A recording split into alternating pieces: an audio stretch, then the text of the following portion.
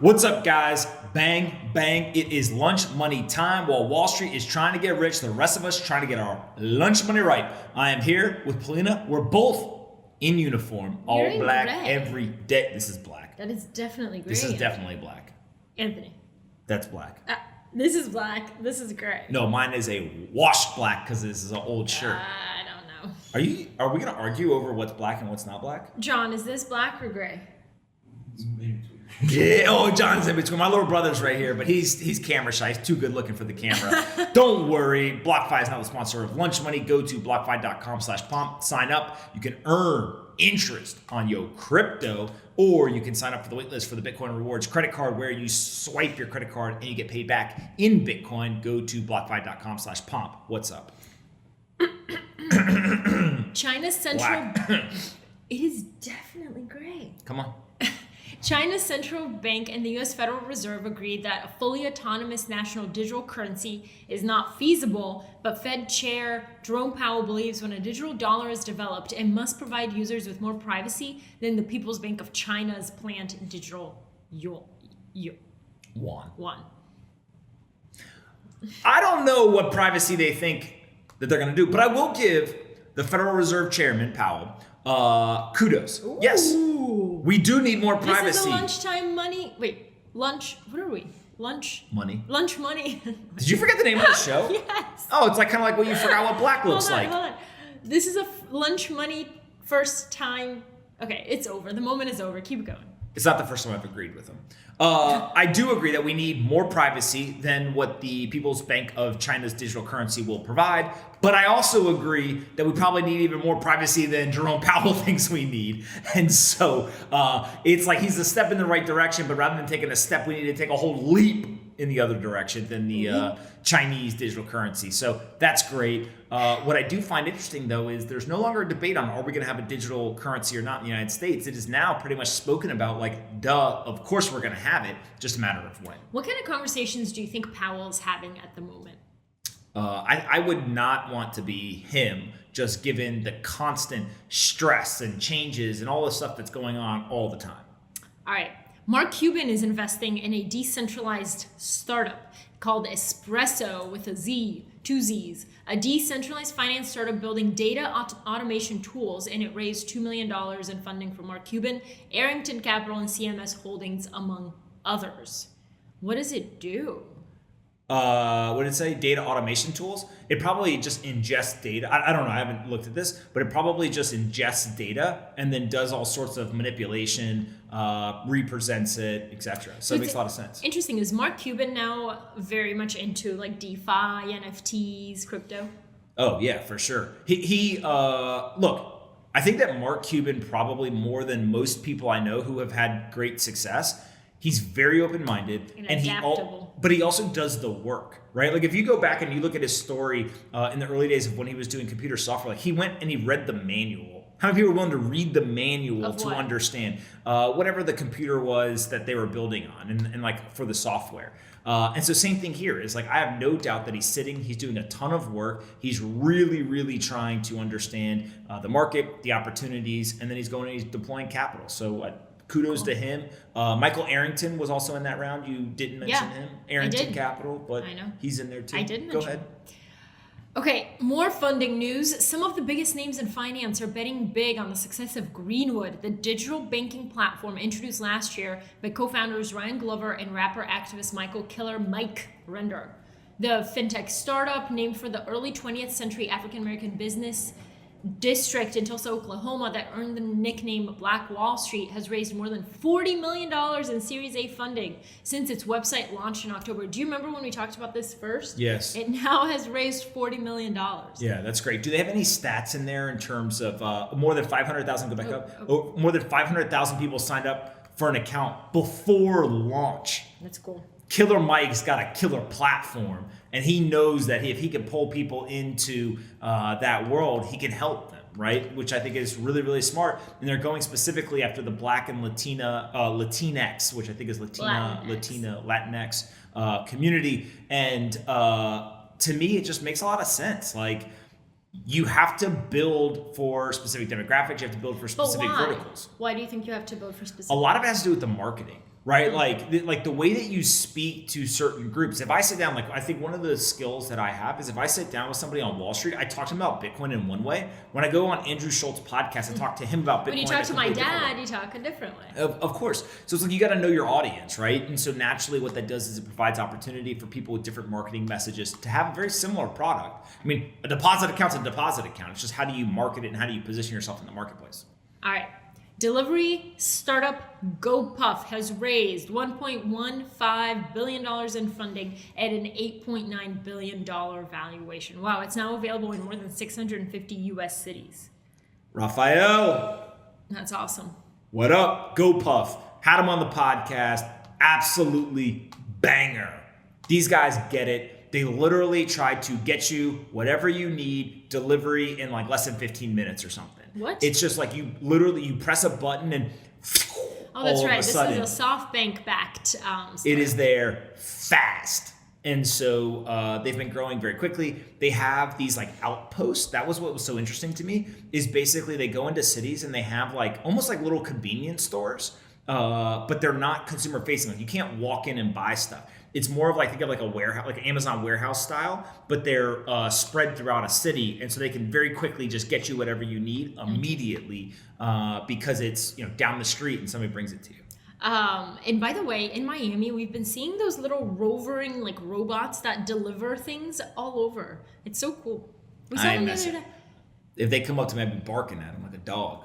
Oh my God. Do you want to tell them about the dog incident? A dog, I was walking and a dog yapped at me, like barking at me. And it did it when I got close. And so I just had a natural reaction. No, I did not aggressively go towards it. All I did was I looked at it and I said, what'd I say? You said, calm down, dog. I said, calm down, dog. And the owner just looked at me and I was like, your dog barked at me first. Your dog was yelling at me. And then we were walking away and I said, Anthony, you can't yell at other people's dogs. And he tried to tell me that the dog started it and the dog yelled at him first. It did. Facts. I was walking peacefully and the dog was there. And then the dog kind of jumped at me and started barking all crazy. Thought I'd put the dog in its place. Don't be yelling at me or I'll yell back. I'm a pacifist, but like, if you start it, I'm going to end it. That dog got real quiet real fast. No, it did not. Okay. Finally, Japan held a ceremonial kickoff for the Summer Olympic Games by starting a relay of the Olympic torch around the country. It was a symbolic message that the Games are going ahead despite public skepticism and pandemic restrictions that will block overseas spectators from attending.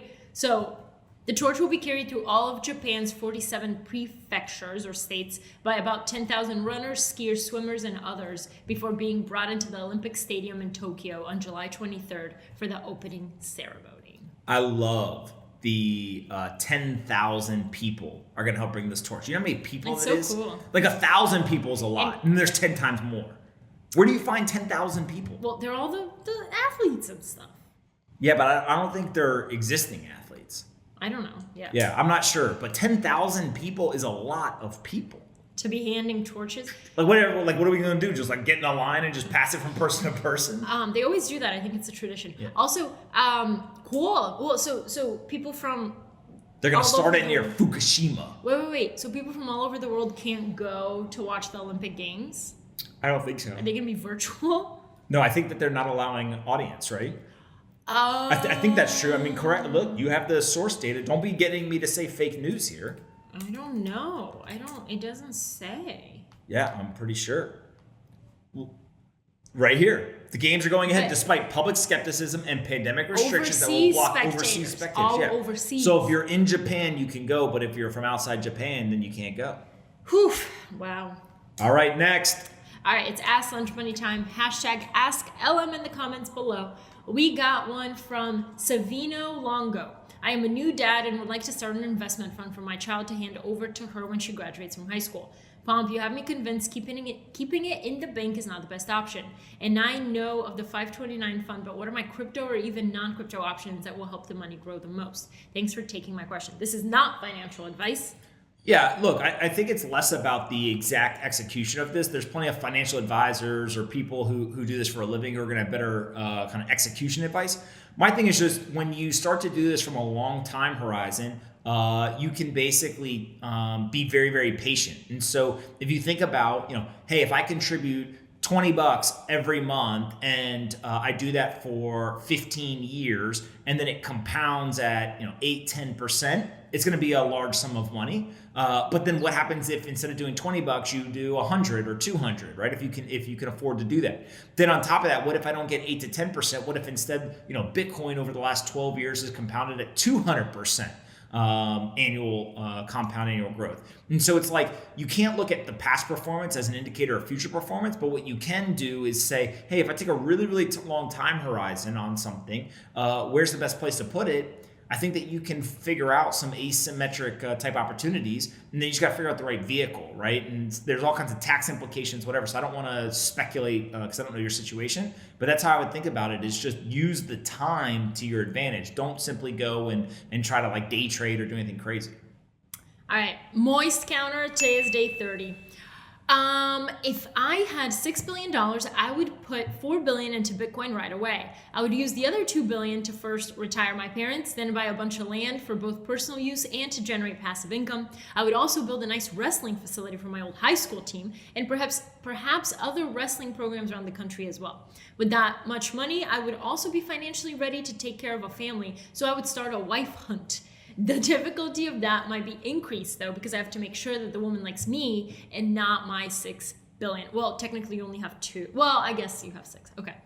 By the way, Moist also used hashtag stop censoring me YouTube today, just so everyone knows, in case anyone missed I had to like really try to find They're it. trying to keep us from each other, but it's all right, Moist. It's fine. Listen, Moist is very intelligent. I can already tell. $6 billion, that's no joke. And if you need $2 billion to retire your parents, buy land, and to use it for personal use, we got questions. I don't know what you're doing, but that's a lot of money. $4 billion in Bitcoin, pretty smart. And then, being financially ready to take care of a family is a very aspirational thing. I don't know if you're allowed to say wife hunt, though. I feel like in today's day and age, that might be politically incorrect to talk about it as hunting for a wife. Maybe it's a search.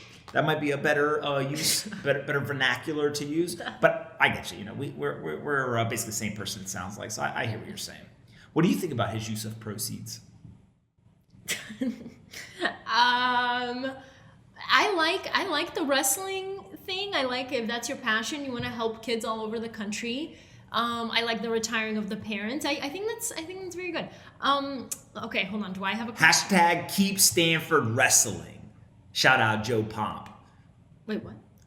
They're trying to kill the Stanford wrestling program because they're losers. Moist is coming in hot. Yeah, Moist got $6 billion. You go. All right. So I have a question. Okay, what's your question? Okay, post-pandemic, what is... Are we post-pandemic already? No, after the pandemic is done. Well, never mind. What is a country or a place, I guess it has to be within a country, that you would absolutely love to visit? What is at the top of your list? Don't mess this one up. What if he just says home? Mine is home. What you if have to go somewhere else. What if he says Miami? I don't know. It's all right, so you can say anyway, city, or country, place. Planet. Oh. No, you have to be able to get there. You can go to other planets. They sent a Mars rover. Okay, it's only a robot. Moist is not a robot as far as I know. Okay. All right, guys, that's it for Lunch Money today. See ya. Bang, bang. Hope you guys enjoyed this episode of Lunch Money as much as we did. And don't forget, Lunch Money is now sponsored by BlockFi, so go check them out. There's a link in the description that you can click on. I'm an investor, a user, and a huge fan. What? You're a bigger fan of BlockFi than you are of me? BlockFi is my second favorite thing in the world behind Polina. They've got 3 products. They can give you a US dollar loan. You can earn up to 8.6% interest on an interest-bearing account, or you can buy and sell cryptocurrencies on their crypto exchange. I personally use the interest-bearing account. There's not very many places where you'll find up to 8.6% interest on a deposit in an interest-bearing account.